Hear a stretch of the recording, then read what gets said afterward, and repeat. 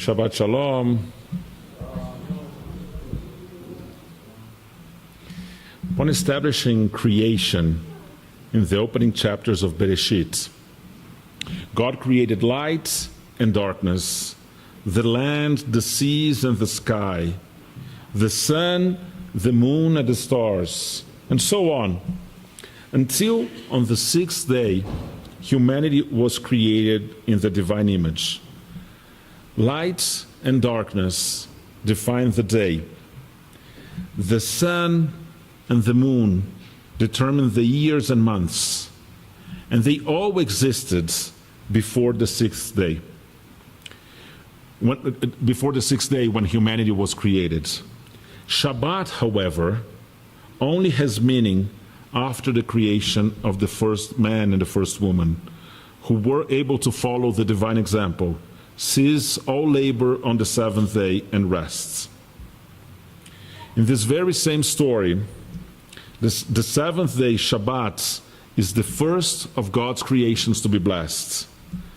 Rabbi Abraham Joshua Heschel expressed this concept by stating that while other cultures value space and sanctify it, Judaism sanctifies time. Shabbat, he explained, is the clearest example of the Jewish concern with sacred time, a cathedral in time. Judaism is a religion of time aiming at the sanctification of time, he wrote. Unlike the space-minded man to whom time is unvaried, iterative, homogeneous, to whom all hours are alike, qualityless, empty shells, the Bible senses the diversified character of time. There are no 2 hours alike. Every hour is unique and the only one given at the moment, exclusive and endlessly precious. Still in Rabbi Heschel's words, Judaism teaches us to be attached to holiness and time, to be attached to sacred events, to learn how to consecrate sanctuaries that emerge from the magnificent stream of a year. The Shabbatot are our greatest cathedrals. Paradoxically, the construction of these cathedrals in times, or palaces in time, as he calls in other places, of which Heschel speaks, does not involve any physical building process, but rather a willingness to experience the 25 hours of Shabbat in a radically different way. What makes Shabbat such a precious day? We can turn to the way the Decalogue, the 10 statements, justifies the observance of Shabbat to begin answering this question.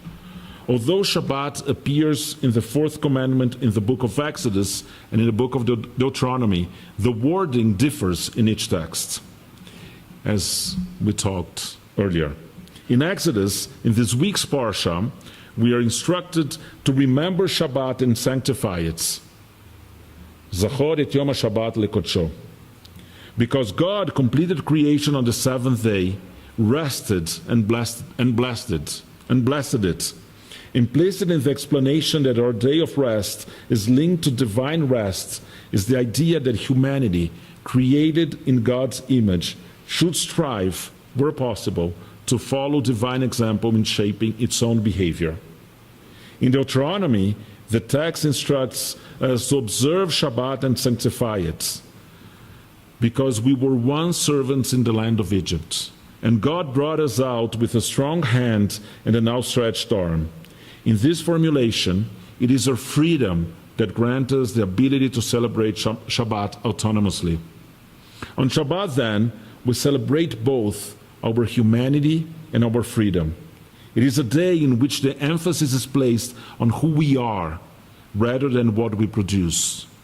We take the opportunity to rest and nourish our souls, living for a day in the illusion of a perfect world. Rabbinic tradition teaches that Shabbat is a foretaste of the world to come, a time when all our problems will be resolved.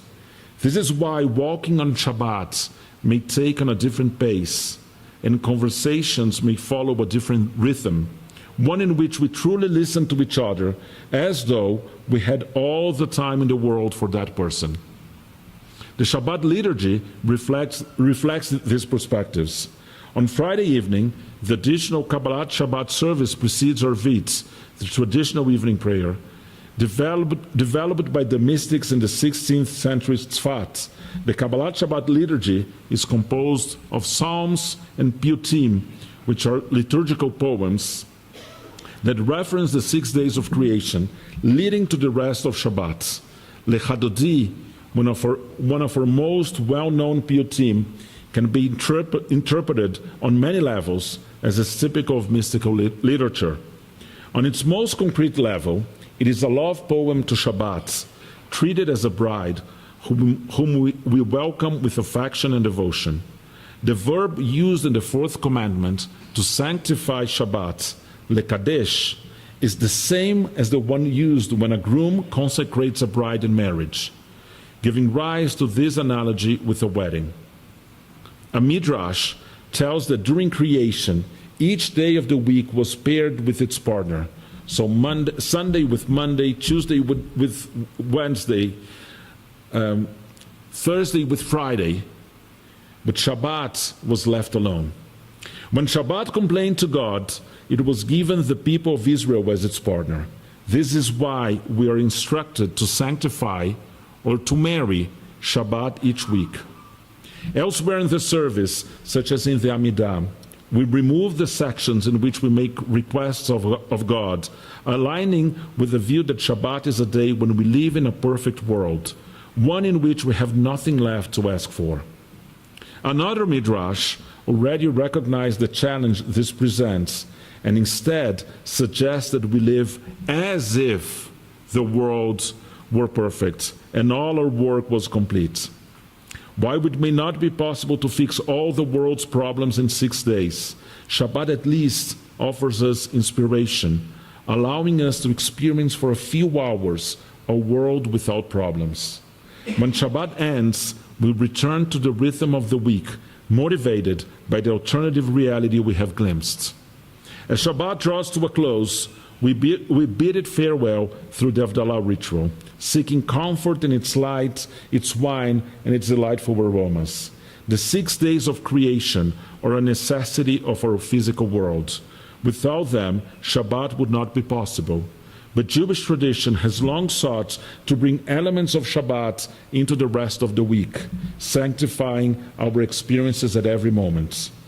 How can we make our relationships throughout the week as genuine as they are on Shabbat? How can we alter our pace even during the week and open our eyes to the beauty of the ongoing process of creation? How can we reframe our actions in the world, recognizing our humanity and freedom during the 6 days as well?